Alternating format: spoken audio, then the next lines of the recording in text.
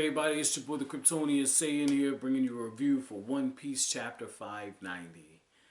Whoa, talk about a sombering chapter. This was one of those chapters, man. Like Oda, the melodrama was there, but it was very well executed, man. Like I like how the chapter opens up, and you got Garp walking in. It was like, oh, it's Vice Admiral Garp, and Garp's like, yeah, those pirates are decked out on the edge of the island. Don't worry about them. I sank their ass.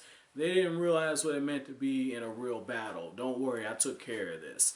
And then he proceeds to put up a sign that says this island is secured by Vice Admiral Garp. Everyone gets relieved. And he tells them, he says, look, right now, the oceans, they're in an uproar. You have idiots like this trying to take over. Don't worry, though. We got you. You ain't got to worry about this.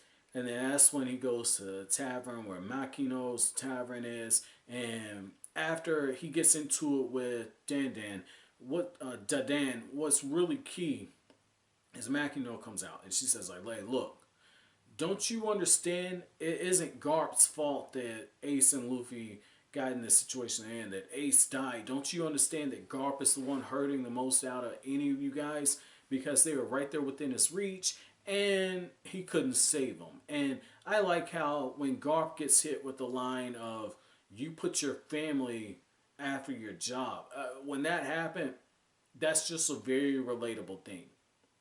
That's very relatable, because being a workaholic, sometimes you lose sight of what's important. And in Garp, you could argue that's what happened, but at the same time, you saw the conflict there.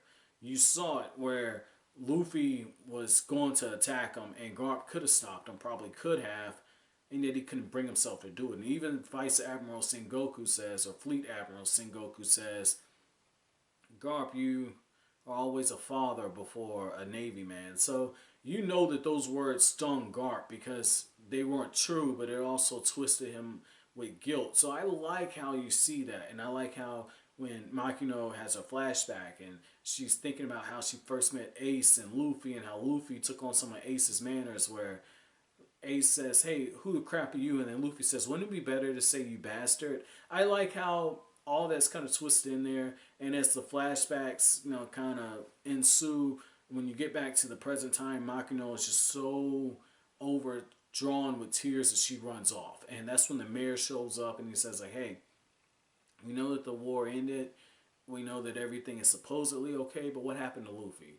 And it just shows you, like, even for all that talk that, oh, he became a pirate, he's going to bring bad name to Windmill Village, and nah, they still care about him. And even all the people are saying, like, hey, you got to understand, like, he's okay. And so that lets me know, like, if Luffy ever gets to a point where it gets too hot, he could always go back home. He could always go back home and hide out. Maybe hide out at Trash Mountain. Maybe that's why Oda introduced it. That would be so fitting for him to go back full circle there. But I like how when the mayor finds out Luffy escaped on a submarine and that he's probably okay, just the look of relief there. And it's like Luffy's got two grandfathers at that point. So I thought that was pretty cool. But my heart goes out to Garp, man, because you know that he got hit. Like, that's like being not hitting the balls. It's like being stomped in the balls, man. So I totally feel for him. And just the fallout of Ace's death and what Luffy's going through. And I like how when Jinbei's trying to talk some sense into Luffy, one of the things that you get is Jinbei's thinking back to his conversation with Ace, and Ace says, like, hey, my little brother, he's not a crybaby anymore. He used to follow me around. He's got his own crew. They're going to look after him. I'm not worried about my brother anymore. I'm relieved. And Jinbei is being the big brother, giving Luffy the dose that he needs, okay? He gives him the dose of reality that he needs and says, where's your strength to overcome? And that's when Luffy recalls, like, I have my crew members. He's counting on his fingers, and he's like, I have my crew. I still have people to protect. We're going to meet back up. And I like how that happens, and Luffy has their faces in his mind. And this is what Shanks was talking about. When at Whitebeard's funeral, he talks about how it's okay to cry. It's okay to hurt. all those things are part of being a man. You're going to go through situations that are going to make you and they're going to break you, but it's how you build yourself back up. Show me you can overcome this, Luffy. I like that because that's exactly what Luffy did, man. That's exactly what Luffy did at the end of this chapter. And, you know, it's his friends. You know, his friends gave him the power. So I thought that that was pretty cool, man. I thought that was, you know, pretty cool. Again, predictable. It's a shonen trope, but it's the way that it's executed. So I like that. Now, getting to Whitebeard's funeral and Ace's funeral. Man, to see all those people lined up as Shanks is walking away, that was so fitting because you know everybody who Ace and Whitebeard have touched were probably there. That was well, just about everybody because Jinbei isn't there. So obviously, got some people who didn't make it.